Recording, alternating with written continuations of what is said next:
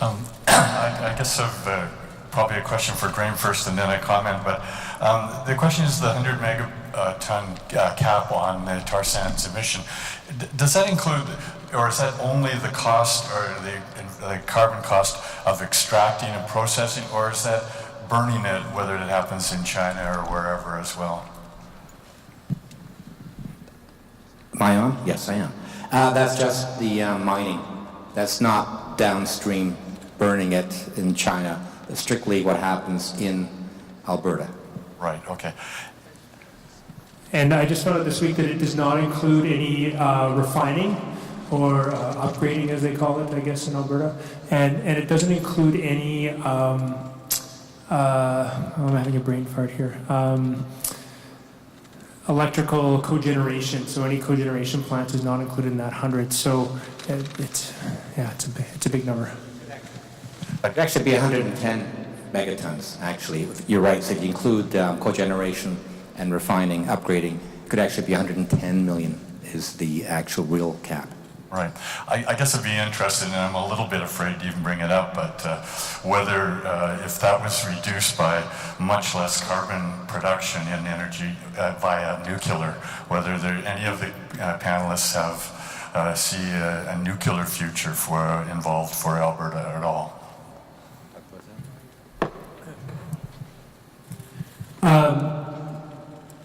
So our electricity prices right now are 1 to 2 cents a kilowatt hour. To my knowledge, in the last 30 years, there's never been a nuclear plant brought online, on budget, on time, in the Western world. There has been in Asia, but not in the Western world, because our safety requirements are so rigorous. I pray for fusion. Fusion's always been 10 years away, and it seems to continue to be 10 years away at this point. So that's my answer. I just want to mention one more thing about the 100 megaton cap. Our goal for, I got this nice little graph here from Lucien, our goal for 2030 for a nation is 520 megatons for the entire country. So that would mean that oil sands would be 1/5 of that. To put that in perspective, if Alberta dropped the rest of its emissions by 30%, the rest of the country would have to drop their emissions by 50% to meet that target. So let's just hope that's not the last climate announcement that comes out of the world. In fact, nuclear is actually a resolution at the PC convention this weekend.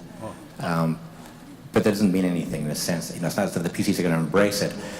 Nuclear has been discussed sort of in a soft way by the former PC government, but politically it's a non-starter. That's the problem. The NDP is not embracing it.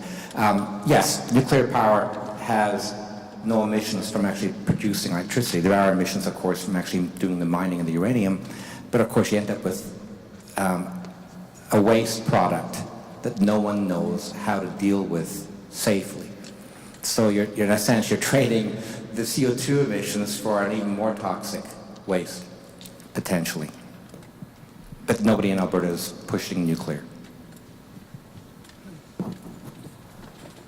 The quickest comment I ever have made in the world. I just liked so much, Dr. Vipond, what you said. Do not panic. I have panicked about climate change and I stopped doing that. And I want to warn you all, if you panic, you need doomsday prophets. They are all over the place and you will go to hell anyhow. Or you need a psychiatrist and you will pay through your nose and you won't get anywhere. If you have the positive solution, the alternative solution, look for instance at the Greenpeace and make the Greenpeace movement mainstream movement like they did in Germany and a little bit in Holland too, and we will be stronger together. I guarantee if we do nothing, we will lose. So 3 quick questions. When was the last coal plant built? What was the amortization period for that to actually break even?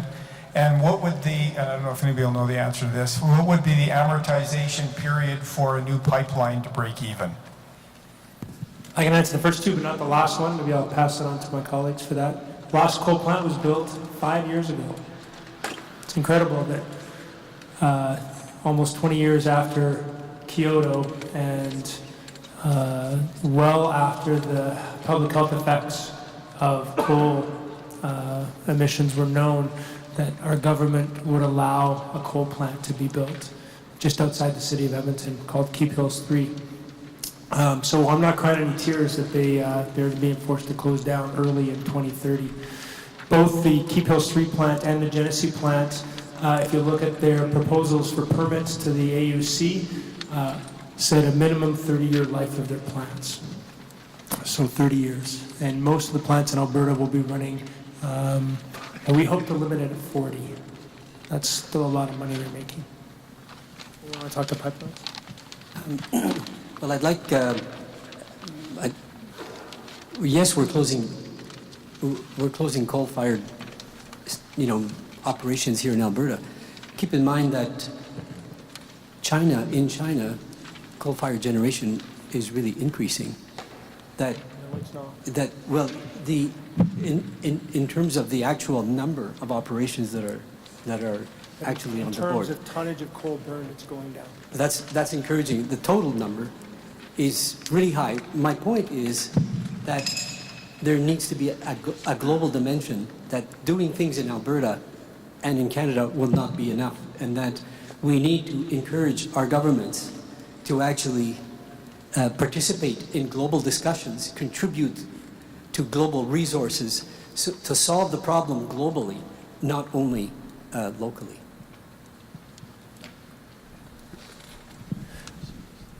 Just for the record, we used to talk about how a new coal plant was built every week in China. It's now 2 wind towers going up every hour. They're beating us on green energy, and they know it's the future, and they know they're going to make a lot of money at it, and they know we're way behind. Hi.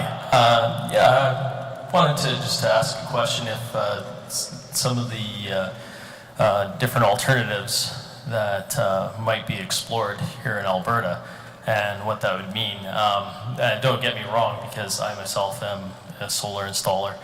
And but two of the ones that I think are kind of underexplored is biomass, biofuel, and then the other one, just throwing it out there to stir things up, is also thorium, which is the Chinese are already exploring that and have taken our technology and are using it widespread. So I just wondered if you could comment on that.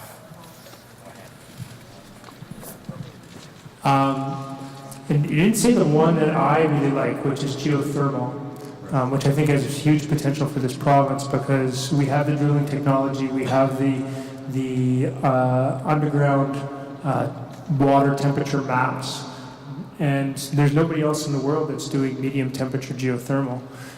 So that's what I'm really excited about.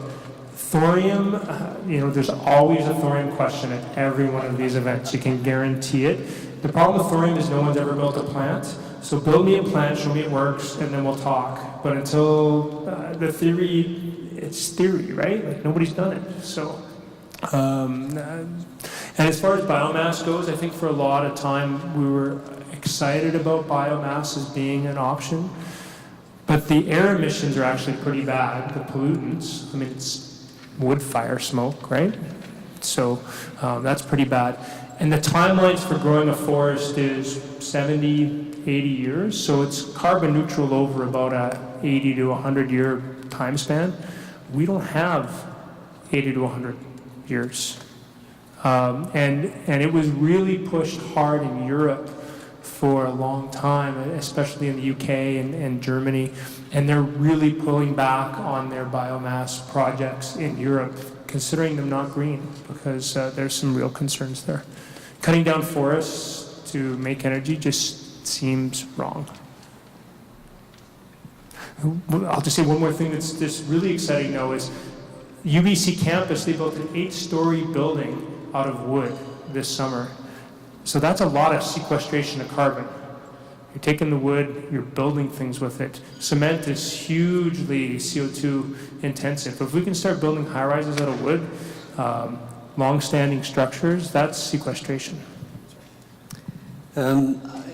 There's one sheet of paper that's there has been circulated or being circulated, And it's just indicating where green jobs can be created on a massive scale and where alternative energies fit into it. So I just encourage you to just have a look at those figures. We have also identified how to actually pay for the actual transition. So I just encourage you, if you have any questions afterwards, I'll be around. When Joe mentioned the word sequestration, it put me in mind of carbon capture and sequestration. It's interesting, in the last 8 years, that went from being the big answer in Alberta. It was under Ed Stelmach, and now, of course, it really is not an answer. Never really was. But we're still spending $1.3 billion in Alberta on this experiment because of the previous government. And it's interesting, you've got, in Saskatchewan, Brad Wall is basically putting all of his eggs in the CCS basket when it's being shown that it's just too expensive and too difficult to actually be a solution. But it's a solution to coal, right? Because CCS is a way of running a coal-fired plant and putting the emissions underground. And so that was the plan for the PC government. The NDP, of course, is phasing out coal, but it's stuck with the $1.3 billion worth of contracts that it has to fulfill. And so there still are experiments, one experiment in particular going on right now in Alberta that sequestered about 1 million tons in the last year, but it's not the answer moving forward, even though people like Brad Wall say it is. Yeah, I agree with everything he's said, although I will make the suggestion that one of the reasons why it doesn't work for coal is because coal is, electricity is so cheap, and so it's not a very high value product. If CCS is going to work, it's going to work for high intensity, expensive materials like oil. So we'll see what comes out of the Shell plant. I'm not holding my breath though, and I shouldn't be throwing $1 billion after $1 billion into that project. It's one of those things that if this was the solution, why weren't the oil companies and the coal companies working on this for the last 20 years with their own money? Why does it have to be my taxpayer dollars going towards this? I have a question directed mostly to Lucien regarding the problem with employment, and everybody's afraid of losing their jobs and losing their income. Do you have any opinions on guaranteed minimum income and reducing the working week and sharing the work out, so that robots are taking over as well, and so we're losing jobs that way? I personally believe we're at the end of growth. We've hit the peak, and that's what happened in 2008, and it's the inability to have growth in the economy is prolific now. Well, when I discuss the employment transition, I'm talking about a transformation for workers, about decent work, so that if they lose their job, they should aspire to a decent job, one that they can depend on and, be assured of their livelihood and their families. And the decent job is not only minimum wage, but it's also it also needs to be sort of part of the scheme of promoting equality in our economy. And so decent job, promotion of decent job at the workplace to promote equality is intimately linked to minimum wage. And minimum wage is definitely the minimum. It's not a decent job. And so what we aspire, what the new sort of quantum leap requires is that everybody has a decent job, and everybody is not worried about their own livelihood. So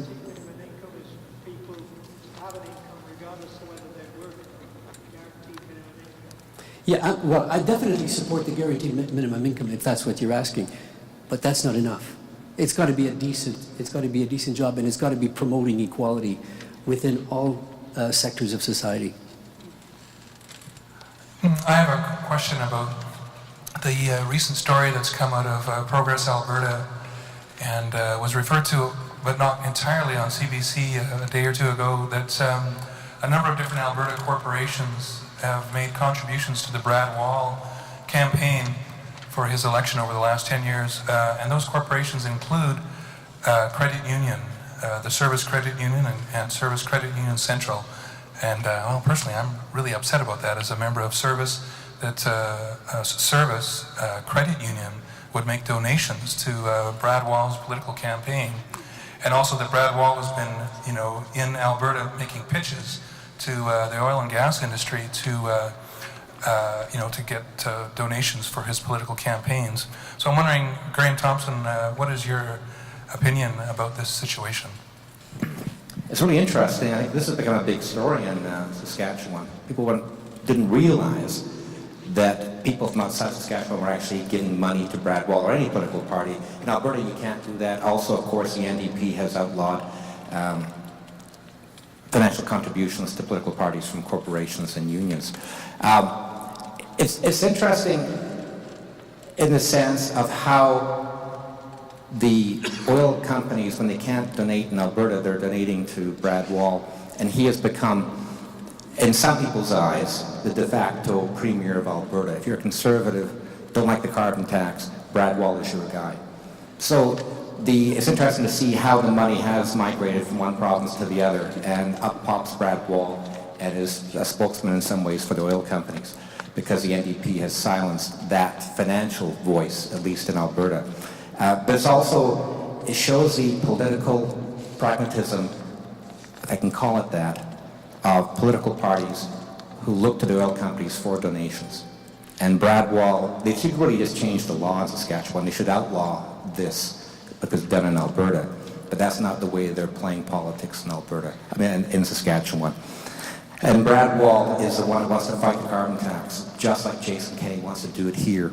And even though you could argue constitutionally the federal government can bring in a carbon tax, Brad Wall is fighting that fight, just like Jason Kenney is promising to do the same thing, even though it's probably a no-win situation for Jason Kenney or the Wild Rose. But the PCs in Alberta, for example, had a long history of fighting court fights that knew they were going to lose because it played to a constituency in Alberta. It's the same thing that Brad Wall is doing, the same thing that the Wild Rose is going to do if they ever become government. They would fight the carbon tax knowing they're going to lose because they can score points with their base at home.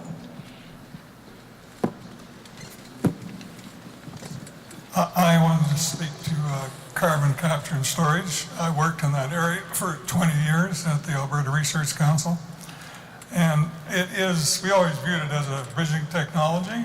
In other words, it's not cheap, it's expensive to do. And so if you can't move fast enough to these non-emitting carbon dioxide energy sources, then you can always fall back on carbon capture and storage. Also, it's not only part of capture from coal-fired power plants, but can also capture the CO2 from gas plants. And in fact, the one project that you mentioned in Alberta, the Quest project, which Shell is working on and has been successful, actually was chosen because it had a much higher waste stream in terms of percentage of CO2 than you get off a coal-fired power plant, which I think, as I remember correctly, is about 10%. So I think, we shouldn't throw the baby out with the bathwater. I think we have it there if we need it. If we can't meet these really tough goals in terms of moving towards solar and wind in a fast enough pace, and also in terms of efficiency, and also, as was mentioned earlier, in terms of diet, then that is always there for us to use. And I think the reason that it was funded by the Alberta government was to prove that in a commercial demonstration that it could be done safely. And that the sedimentary basin, which is the host of all our petroleum products, is an ideal place to actually have this technology applied. So I just wanted to, if you have a comment, I'd be pleased. Do you recall what the cost per ton of CO2 sequestered is at the Quest project?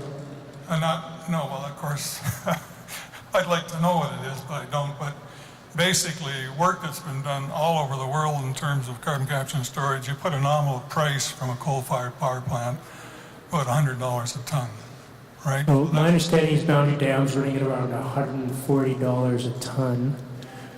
And the problem is there's just a lot cheaper ways of getting rid of CO2 than CCS. That's the point I was making. Yeah.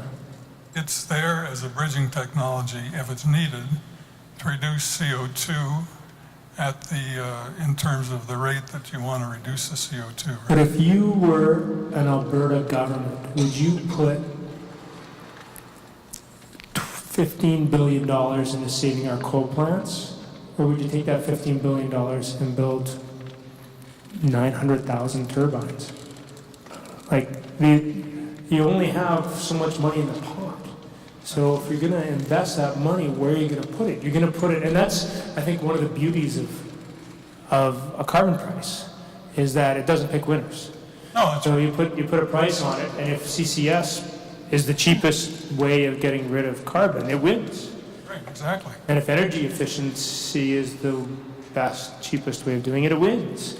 And there's certainly good evidence that CCS will only be financially viable at substantially higher carbon prices than we're talking now. So. Yes, and I agree. It's over $100 a ton. And what the Alberta government mistake it made was picking carbon capture as a solution, as opposed to saying, here's a carbon price, business figure it out. Another thing that's happening in Saskatchewan, and it was going to happen here in Alberta, was a lot of the CCS is used for enhanced oil recovery. So instead of just putting the carbon dioxide under the ground into an ancient aquifer, which is the ideal way of doing it, which just costs a lot of money, in Saskatchewan what they're doing is they put the compressed fluid, CO2, underground to get more oil out of the ground. And it's a cycle. So you're actually producing more oil than you're burning. And so in other words, the actual net gain is basically zero. You're not actually reducing the emissions because you're using it to get more oil out of the ground that you're burning. So that's another problem with enhanced oil recovery under CCS. Excuse me, I think we have to limit the debate on this. We only have 5 more minutes, so we might have a few more questions.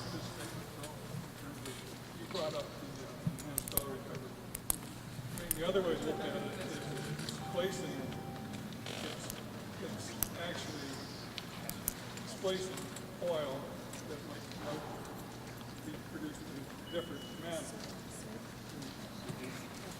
We can talk about it after. I'd be happy to have a discussion. Just a quick question for Graham in particular. I've just written this down. I'm wondering the politics here. Graham in particular, but is there do you have a magic bullet for bringing the naysayers on side with carbon taxation and a greener economy? No.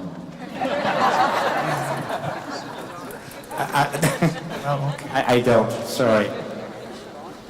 I hope so.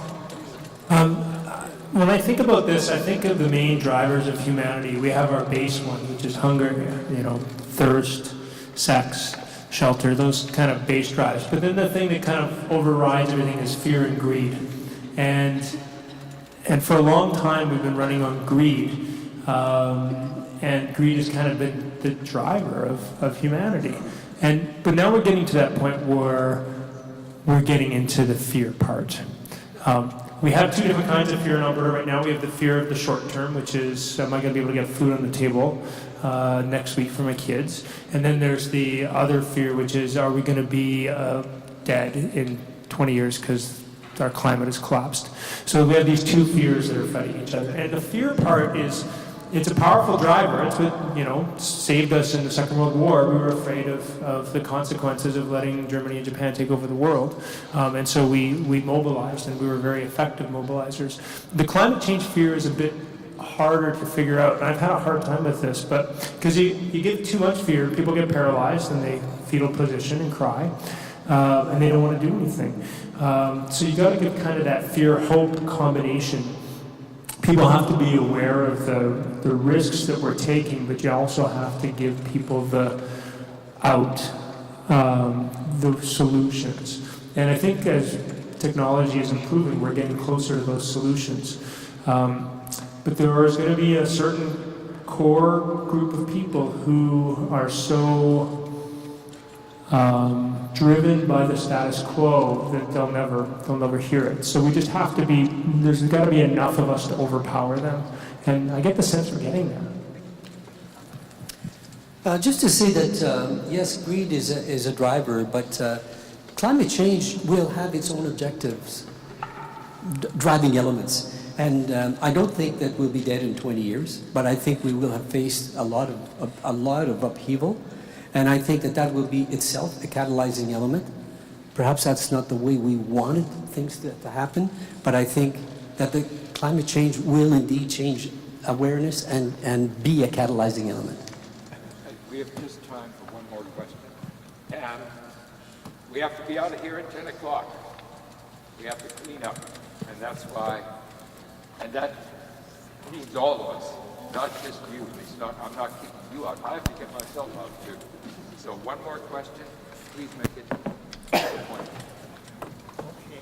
I heard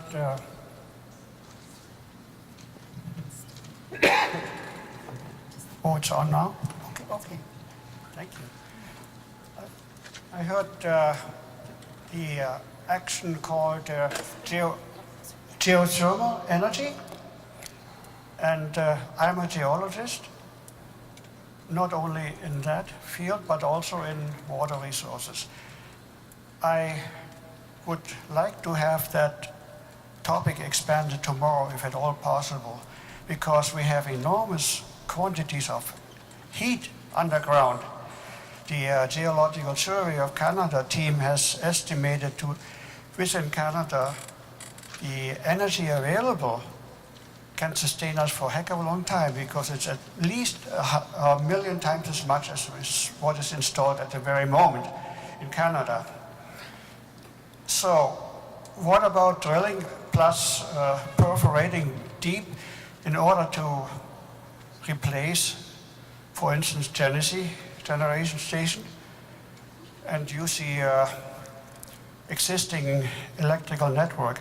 But that's all details, and I'm looking forward possibly for tomorrow. Thank you very much. It's about time that we'll have to close off this evening. And ladies and gentlemen, yes. Thank you, all three of you. It's actually, I'm really glad that each of you got here.